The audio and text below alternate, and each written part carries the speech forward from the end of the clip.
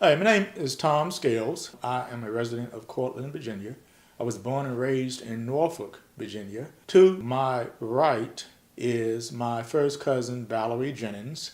We are related by way of her father and my late mother were brothers and sister. So Valerie is a full-time family caregiver. My name is Valerie Jennings. I was born in Norfolk, Virginia, and was here through high school, and then went away and lived many years before returning about 6 years ago to take care of my parents. Over the years, I was beginning to see the signs of aging, if you will, in my parents. It became apparent that something more needed to be done.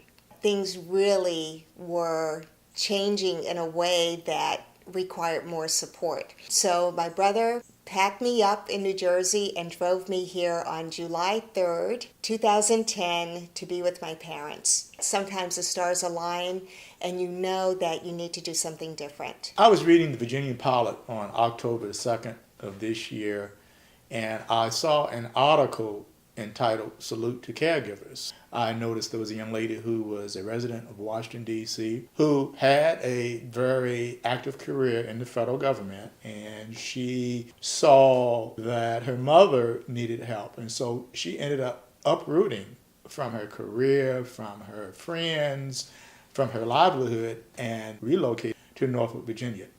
And so in that same article, there was a request for nominations. And I said, I have to do something regarding our cousin Valerie because she has done so much for the family. I submitted the nomination, and here we are today. With TZ and our close relatives, one of the things that stands out is the caring that they bring to the process. And so often when I talk about this, it's not a solo process. It is a process of building and maintaining what I call our village. That's what supports us. That's what keeps us strong, basically.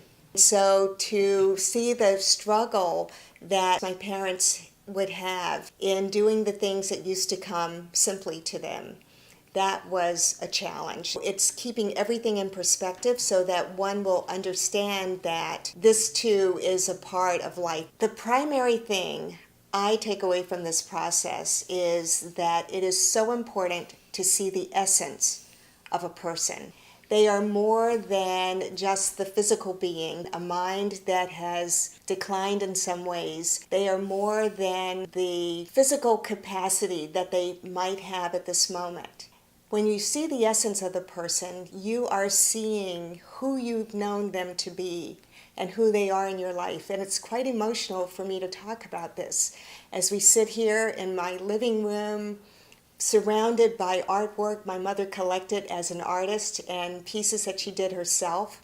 Behind us is an exhibit, one of the last exhibits that she was in, the poster from that exhibit, and sitting on the sofa that my father reupholstered. He was an expert reupholsterer. One thing that I would like for people to remember about this challenge is that, yes, you must be educated. Yes, do not be afraid to ask for help. There are various resources out there, as I am learning, just by being exposed to the Senior Services of Southeastern Virginia, and that you are not alone in your quest to assist not only family members, but others within that village, as Valerie eloquently stated. There was a poem that I wrote during the time that my parents were both here and together, and I'm not so sure that it was truly about them, but it was about the concept. And if you will, I'd just like to share. It's called In My Best Light. Please ensure that when you look at me, it is through the eyes of love and like, seeing what is there that is beautiful, and unseeing that which pleases not. Bring the will to grasp and to know and to distinguish me in my best light.